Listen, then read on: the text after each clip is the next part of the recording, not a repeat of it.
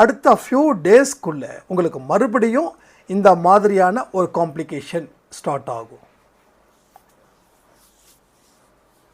So இப்போ கூட மன அழுத்தம் எவ்வளோ பெரிய ஒரு வலி தெரியுமா? இப்போ ரீசெண்டாக ஐ திங்க் சென்னையிலன்னு நினைக்கிறேன், ஒரு அம்மாவுக்கு தப்பாக ட்ரீட்மெண்ட் பண்ணி அந்த பையன் டாக்டரை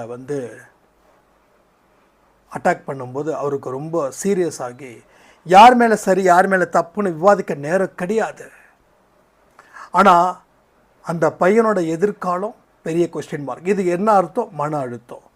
ஸோ நடந்துச்சு, முடிஞ்சிச்சு. கண்டிப்பாக தப்பு எங்கே இருக்குதோ அது நிச்சயமாக தண்டிக்கப்படணும். அதில் எந்த சந்தேகமும் கிடையாது, எந்த சந்தேகமும் கிடையாது.